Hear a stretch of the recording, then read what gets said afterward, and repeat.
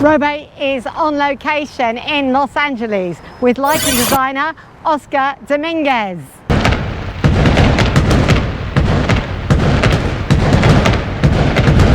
How do you know this location? Well, I know this location because I live at this location, and I once set fire to the inside of this location. The garage. My you're talking garage. about. Yes. That's why I know it, because I almost destroyed it. But for the record, now it's been restored. And just tell me quickly about these two cars that are in here. The one behind you, starting with. This is a 1971 Oldsmobile 442 convertible W30. It's a car that I've always wanted, and so a while back I found one, and I sent it off to be restored. Excellent. And the restoration looks like it's almost complete. It's basically complete, yeah. There's just a couple of little details you have to take care of. You know, power top stuff. You know, it is 50 years old or 51 years old. So, but yeah, it's pretty cool. Noisy, fast. So we're actually going to take a little look back and talk about when you first got interested in lighting, or, you know, how you found lighting. Well, I would say lighting found me. I was a high school dropout, and my father, you know, kind of didn't, you know, wasn't sure what to do with me. He was the manager of a Mexican restaurant at the time in Van Nuys, California, and up the road there was a small production facility called Valley Production Center. Small little stage, you know, cool. They did some real estate continuation training, and in the downtime, they would open the facility to clients. One night, as it happened, as TV people often do, they were in there, you know, cocktailing and having a good time, and my dad said, "Hey, you know, my son, you know, I don't know what to do with him, and he, you know, I have a feeling that, you know, what you guys do, which I'm not exactly sure what it is, but he might like that. Would you give him an opportunity?"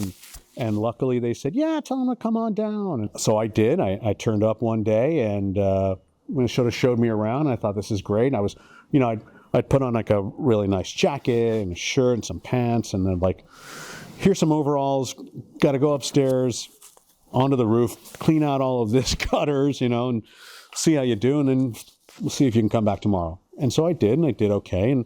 And you know, so that went on for a few months. At one point, there was a show that had come in, and one of the electricians didn't turn up, and they gave me a wrench, and that was kind of it. Go hang this light. And so I did. I'd been lucky because I had an understanding about lighting, because in the little school that I did go to, in junior high school, I was really into photography. And so I really, that's what kind of like I understood in my one little light, and, you know, lighting stuff, and kind of understanding shadows and things of that nature. And it kind of gave me, you know, a door, an opening into the fundamental understanding of lighting. Was there a kind of like a big break or a significant show that you did? I think that, you know, for me, you know, my personal big break in coming into my own as a designer would have been Rockstar Supernova, which is a show that we did for CBS and for Mark Burnett. You know, another person who's very, you know, influential in, you know, in my life and my career. That show was my first like serious, you know, foray into music, right, and lighting for music and for television.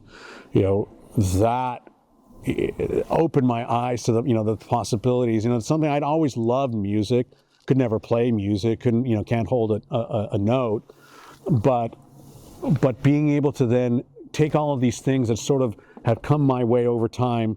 You know, that new learning of the art aspect, color, and these things of you know, related to lighting, making faces look good. You know, all of these, you know, balancing things out.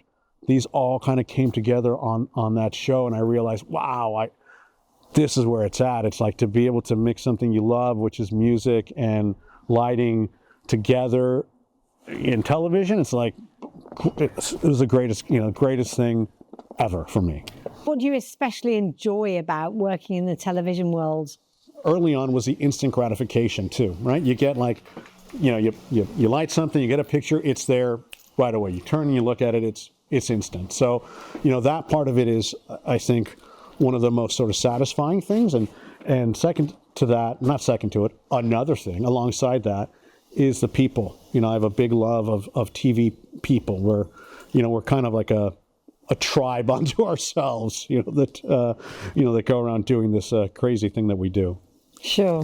When you're lighting sort of multiple series of something like The Voice, which is obviously multiple artists as well, what are the main things that you have to consider? Keeping it fresh is important, and creating a rig that can do a lot of various looks, that kind of thing is really important. Especially when we get to the live rounds of the show, the performance producers may come up with, these different concepts. It's like, oh, now we're on the moon. Now we're in a cafe. Now we're underwater. Now it's, this. Now we're here. Now we're there. So, in these different concepts, there's not a whole lot of time. Well, actually, there's really no time to add any, additional lighting to the hanging rig per se. So the bulk of that has to be done with floor lighting, and you just have to have a rig that can really create those environments. So putting a lot of the nuts and bolts of the rig, need to be in there. The wash lights from the right direction, hard edge lights from the right direction, the ability to, to pick things out. So, and it still needs to look like a big, interesting rig in the wide shot, but have the utility of being able to do all these things, on the stage. So, I think keeping it varied from season to season, constantly looking for new bits of gear and new techniques and studying. I have a feeling that all of the different voices around the world all will sort of like watch each other and, pick up, little things, there's a couple of things that I go, oh God, on, Voice of Germany. I'm like, well, that's interesting. Maybe we should do that, It's like, so there's this great sort of like almost like a voice universe, like the same way you have like a cinematic universe. And then you can see like the different versions and be like, oh, that's clever, and it will sort of inspire. But I think, overall, it's about creating a flexible space. Sure. A space that can have, 5,000 lights, but you only need one. Tell me a little bit about Dark Fire Lighting, which is your design studio. Dark Fire Lighting came about somewhere in that window of the early 2000s, as a result of, having to incorporate for tax purposes and what have you, and it's sort of like, well, it's what all the cool kids were doing at the time, so I figured I'd, try it out.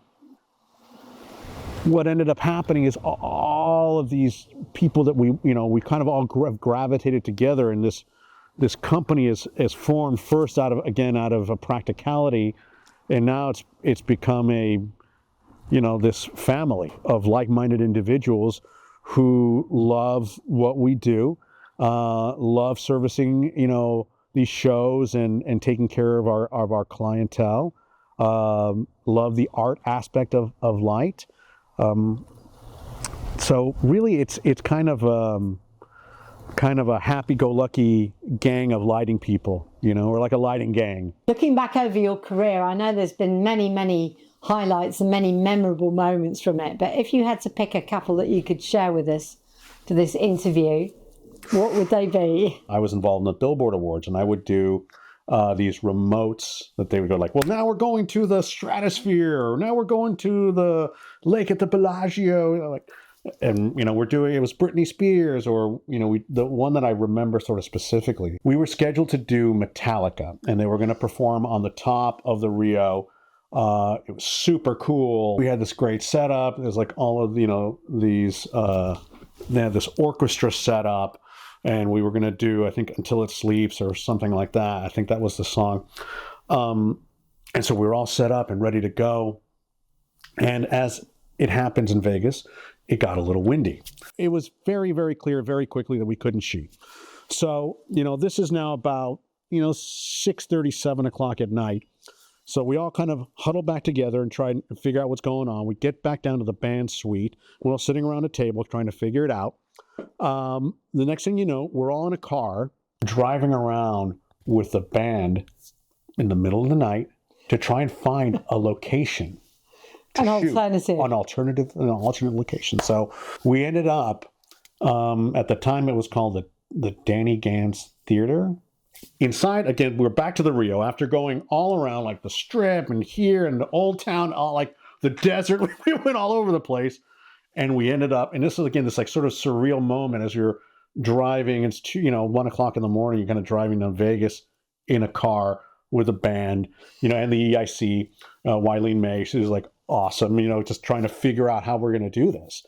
And so we get down to this theater, and it's like, okay, set up. And so we brought all of our bits down and the lights and gear and kind of trying to reconfigure it. And somehow, we pulled it off. I think we started shooting around 7 in the morning. It went off, got edited, and inserted into the show that night. So that, I think, was probably one of the crazier nights or stories that we've had.